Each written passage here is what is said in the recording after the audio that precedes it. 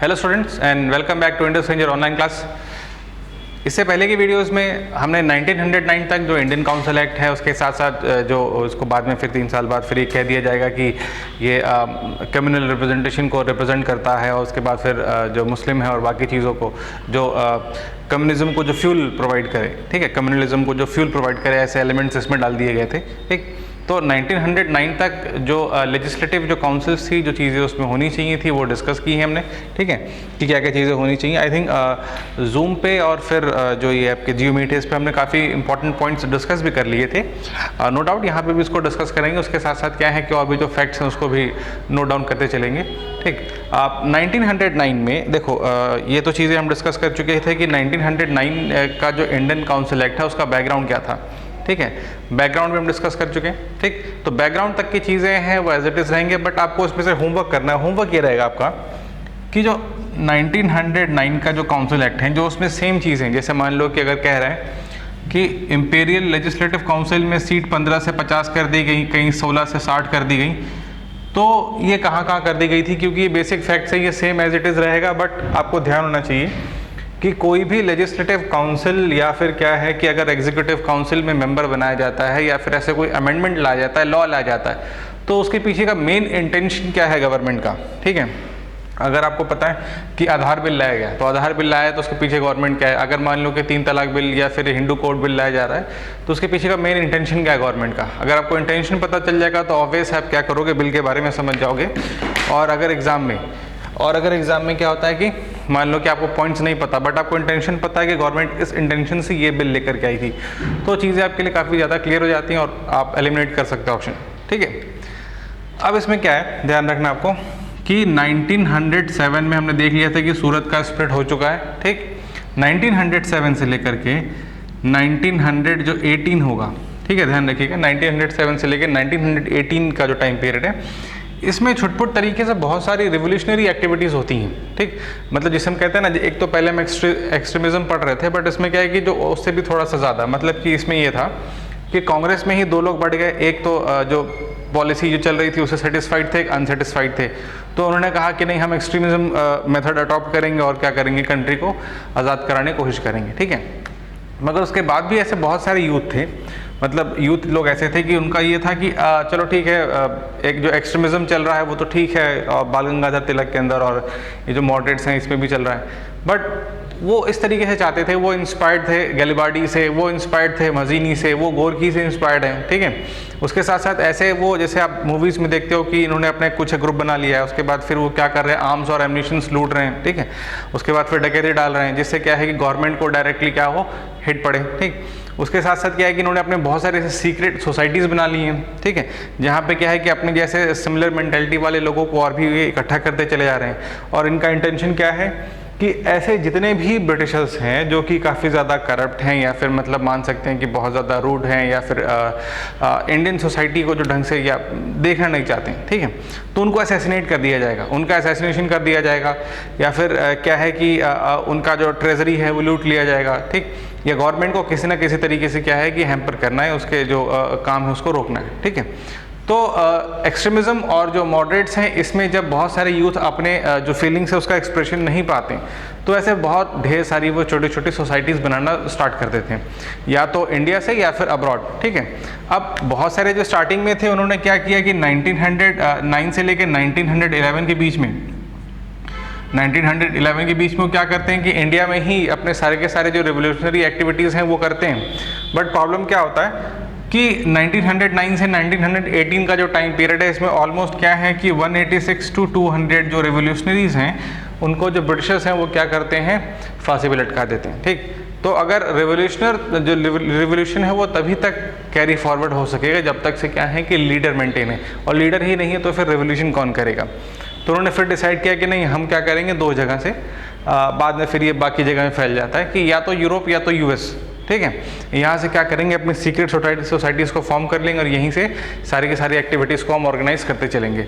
अब यहाँ पे क्यों किया, क्योंकि यहाँ पे जो फंड इकट्ठा करना था थोड़ा आसान हो जाता था, और यहाँ पे जो मैक्सिमम वही इंडियंस आते थे जो थोड़े पढ़े लिखे होते थे, और यहाँ से जो पढ़े लिखे हैं, जो बाकी जो वेस्टर्न फिलोसफीज़ या एजुकेशन पा चुके हैं, अब जब इंडिया में जाएंगे तो उनको एलेबोरेट करना, उनको समझाना, मासेस को कलेक्ट करना थोड़ा सा आसान हो जाता था, उनको ऐसा लगता था। ठीक है, तो क्या होता था, यूरोप और यूएस से फिर इन्होंने क्या कर दिया, ऑपरेट करना स्टार्ट कर दिया। ठीक, अब उसमें जुड़े हुए जो कुछ 2-3 फैक्ट्स हैं जो आपको जान लेना चाहिए और नोट भी कर लेना चाहिए, वो मैं आपको बता देता हूँ कि कौन कौन से इसमें फैक्ट्स हैं। ठीक है, एक तो 1904 वीडी सावरकर, ठीक, उन्होंने क्या किया कि अभिनव भारत नाम की एक सीक्रेट सोसाइटी चलाई। ठीक है, वीडी सावरकर जो थे वो भी काफ़ी एक रिवोल्यूशनरी पर्सन थे।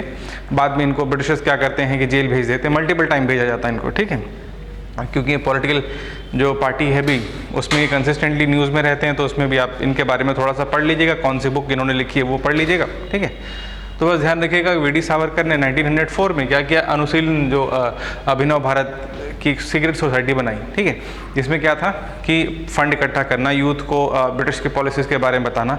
ठीक है, उसके साथ साथ हड़ताल, धरना, ये सारी चीज़ें इसमें इन्वॉल्व हुआ करती थी। फिर 1908 में क्या होता है कि जो प्रफुल्ल चाकी है, ठीक है, और खुदीराम बोस, वो क्या करते हैं, किंग्सफोर्ड जो बिहार में मुजफ्फरनगर का एक बहुत ही मतलब कह सकते हैं बदनाम जज हुआ करता था, उसको ये असैसिनेट करने की कोशिश करते हैं। बट क्योंकि उनको लगता है कि जो बग्गी जा रही है, जो कैरेज जा रहा है, उसमें यही जा रहे हैं, बट होता नहीं, वो उसमें उसकी फैमिली के साथ से कोई मेंबर जा रहे थे, तो उसकी डेथ हो जाती है। बाद में ये खुद को क्योंकि गिल्टी फील होती है उनको कि नहीं, जिसको मारना था उसको नहीं मारा, कोई और मर गया, तो एक तो खुद को शूट कर लेते हैं और बाद में दूसरे जो होते हैं उनको ब्रिटिशर्स फांसी भी लटका देते हैं। ठीक है, उसके बाद फिर जो अनुशीलन समिति और जुगांतर, ठीक, ये भी क्या है कि 2 सीक्रेट सोसाइटी हैं, ध्यान रखिएगा कि ये भी 2 क्या है कि सीक्रेट सोसाइटीज़ हैं। अब देखो, प्रफुल्ल चाकी तक तो चलो ठीक है, अब इन्होंने क्या किया कि ये जो अनुशीलन समिति और जो जुगांतर है, इस तरीके की जो सोसाइटीज़ बनी हैं, इनका काम भी क्या है, डकैती और असैसिनेशन, डकैती और असैसिनेशन। ठीक है, बाद में जो है जुगांतर को क्या कहा जाएगा, स्वदेशी डकैत कहा जाएगा, कि ये स्वदेशी डकैत हैं। ब्रिटिशर्स इसलिए इनको एक्सट्रीमिस्ट कहते थे या फिर इनको आतंकवादी कहा करते थे। ठीक है, उसके बाद फिर क्या होता है कि रास बिहारी बोस और सचिन सान्याल, ठीक, इन्होंने क्या किया कि वॉइसरॉय को मारने की कोशिश की। एक तो जो थे वो चाहते थे कि जो ये लॉर्ड कर्जन है उसको मार दिया जाए। ठीक है, उसके साथ साथ क्या है कि जितने भी ऐसे ऑफिसर्स हैं जो काफ़ी ज़्यादा करप्ट हैं या इंडियंस को काफ़ी ज़्यादा परेशान करते हैं, तो उन्होंने कहा कि यही मेन कॉज है, इन्हीं को मार दो। ठीक, तो बट क्योंकि ऐसा हो नहीं पाता, क्योंकि लॉर्ड कर्जन तो वॉइसरॉय था, इतना आसान था नहीं कि आप उसको मार दें। ठीक है, तो ये लोग भी बाद में फिर क्या होते हैं, इनको भी फांसी पे लटका दिया जाता है। किसको, रास बिहारी बोस और सचिन सान्याल को। ठीक है, ये दोनों भी क्या थे, फ्रीडम फाइटर्स थे। ठीक, उसके बाद फिर आपको ध्यान रखिएगा, Sachin Sanyal tried to kill viceroy, किसको, वाइल, WHILE, ठीक है, सॉरी WYLIE, इसको सचिन सान्याल ने मारने की कोशिश की थी। कहाँ पे, लंदन में, बट क्योंकि मार नहीं पाए, और इनको इट्स अ मिस्टेक, रास बिहारी बोस और जो सचिन सान्याल थे वो किसको मारना चाहते थे, लॉर्ड कर्जन को, बट क्योंकि नहीं मार पाए। उसके बाद फिर क्या होता था, जो मदन लाल ढींगरा हैं वो किसको मारना चाहते थे, लंदन में वाइल को, WYILE, बट वो भी अनसक्सेसफुल होते हैं यहाँ से। ठीक है, उसके बाद फिर क्या होता है, श्याम जी सावरकर, हरदयाल, इन्होंने क्या किया, क्योंकि जब इनको इंडिया से हटा दिया गया तो इन्होंने क्या किया, फिर जा करके US में अपने अलग अलग सेंटर खोल लिए। ठीक है, उसके बाद फिर जो मैडम बीकाजी कामा, उसके बाद फिर अजीत सिंह जो भगत सिंह के चाचा हैं, इन्होंने क्या किया, यूरोप में जाकर के अपने अलग अलग सीक्रेट सोसाइटीज़ खोल लिए। अब इन सीक्रेट सोसाइटीज़ आप तभी पढ़ोगे कि जैसे मान लो कि अजीत सिंह का बर्थडे आ गया, ठीक है, या फिर मैडम बीकाजी कामा पे गवर्नमेंट ने कोई स्टैम्प निकाल दिया, या उनसे जुड़ा हुआ कोई इंसिडेंट आ गया, क्योंकि इलेक्शन होते रहते हैं इंडिया में, तो हिस्ट्री ज़ॉम्बीज़ की तरह कंसिस्टेंटली वो होते रहते हैं, चाहे डेट हो, टाइम हो, वो कंसिस्टेंटली आते रहेंगे। तो अगर इनमें से कोई एक रिलेटेड चीज़ होगी तभी वो आपके एग्जाम में आएगा, ऐसे ही एरप्ट नहीं हो जाएगा। ठीक है, बट क्या है कि कुछ बेसिक चीज़ें होती हैं वो आपको पता होना चाहिए।